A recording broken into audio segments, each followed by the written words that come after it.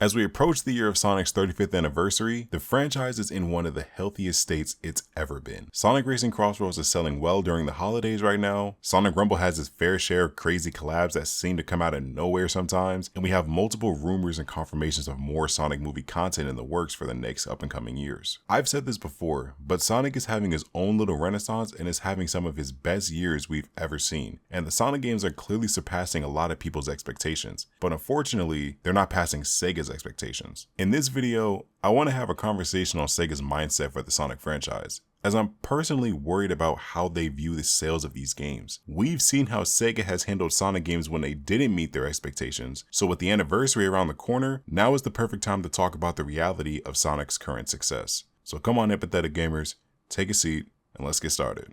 So Sega recently held a financial briefing last month on November 7th, and in that financial briefing, they talked about their plans on what they wanted to accomplish with their IPs. Of course, with Sonic being one of those IPs, they gave some interesting comments that was translated by Twitter user Zebra Lasso on how some felt about Sonic Racing's initial sales. Now I want to talk about Sonic Racing Crossroads first, as this is the big recent Sonic game that Sega has released. Now in my personal opinion, I don't want Sega to make a habit of having overly high expectations for every single Sonic game. My overall worry that these high expectations are not being lined up with the general audience reception of these games, and in turn, potentially future games.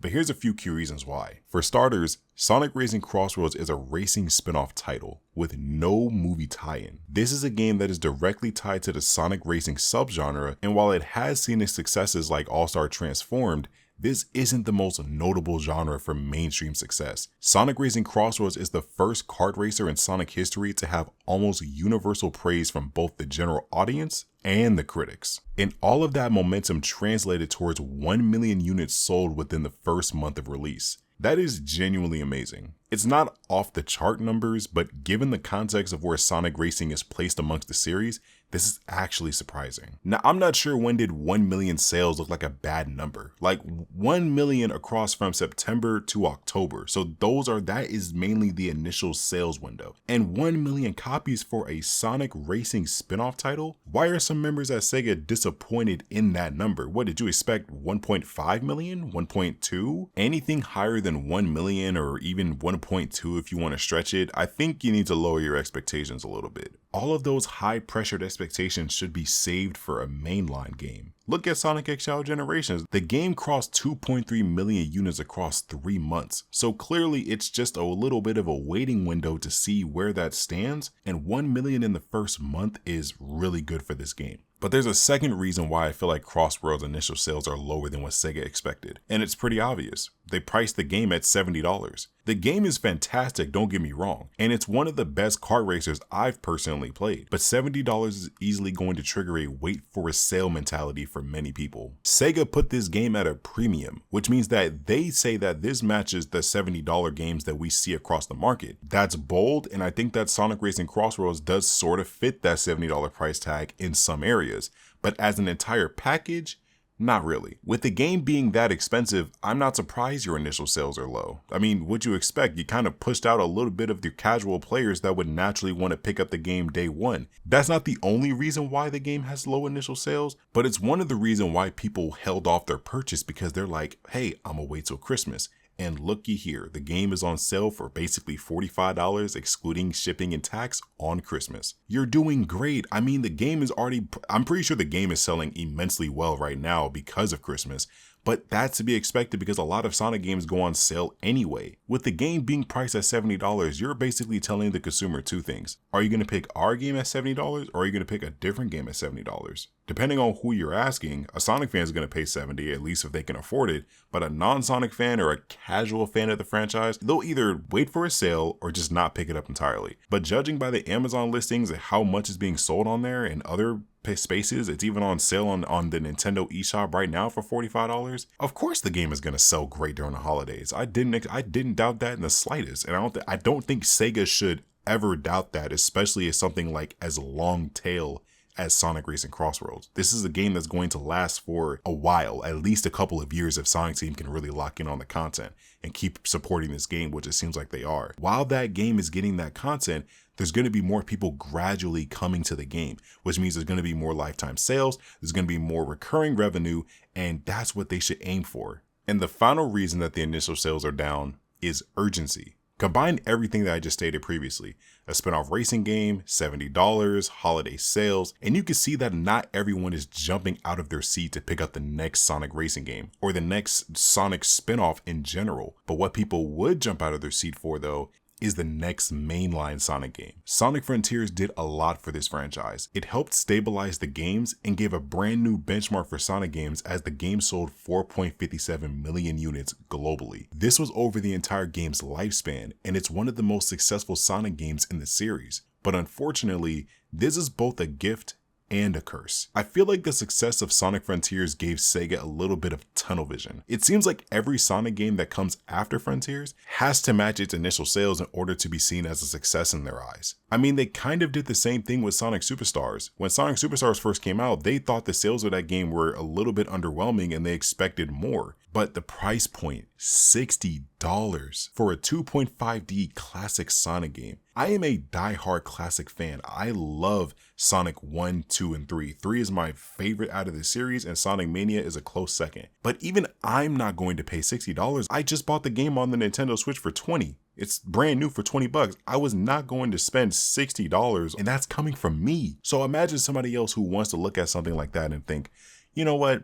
I'm not going to buy that. Either that or keywords, I'm going to wait for a sale. Then the game went on sale and it proceeded to sell 2.43 million copies globally. Urgency and price point combined are what drive sales for Sonic games. Sonic Frontiers was a do or die situation for Sonic Team. It was a game they were struggling to make because of severe low manpower and severely low budget. Coming off of something like Sonic Forces and that 10-year span within the meta era of mediocre to bad games, it was truly a do or die situation, and they clearly stated multiple times that it was a very hard time developing that game. But the one thing that Sonic Frontiers needed to do was sell well and be received well. And it passed both of those things because it matched the price point and the urgency combination. Sonic Racing Crossworlds and Sonic Superstars, those initial sales are naturally going to be lower. The only exception being Sonic X Shadow Generations with 2.3 million copies sold globally in 3 months, but that's because the game had an entire year of Shadow campaign and a movie tying into it. I mean, look at the section from the president and COO of Sega right now, where he stated in his own words that the console and PC title Sonic X Shadow Generations, released in conjunction with the movie, also achieved strong sales. Keywords: released in conjunction with the movie. Sonic Racing Crossroads doesn't have a movie tie-in like I said earlier. Of course, it's naturally going to have low initial sales.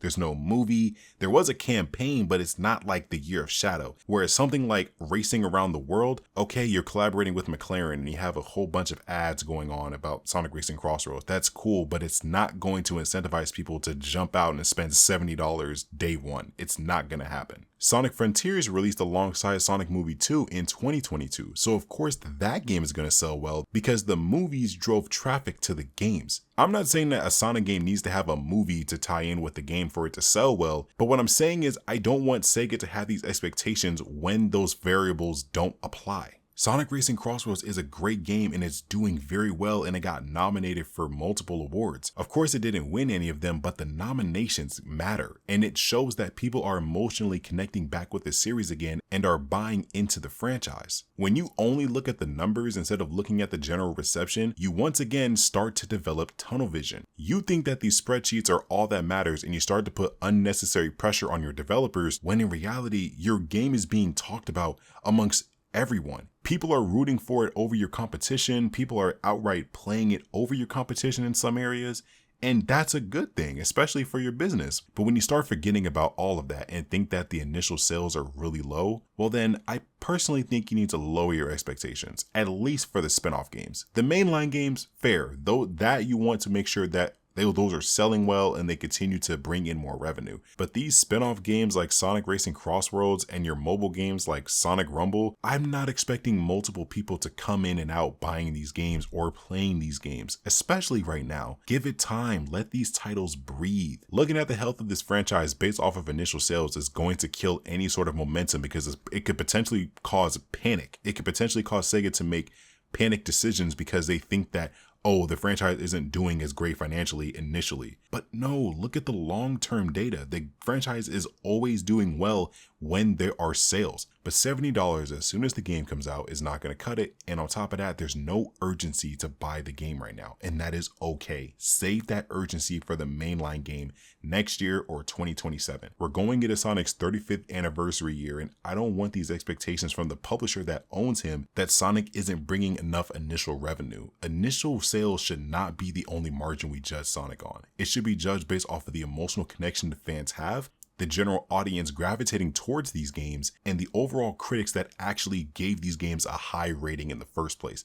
Everything is lining up, so there shouldn't be any sort of disappointment right now. Play the long game and see where this goes. It's too early to predict where Sonic Racing Crossroads is going to go, and it's too early to predict how we're going to see the next mainline Sonic game and if that's not only going to sell well, but if it's going to be received well. Time will tell, but I hope this mindset doesn't become a habit, because Sega needs to understand that these games are doing just fine, and that's all that we can ask for. That's all I got for you today, and I'm signing out. God bless empathetic gamers, and take care.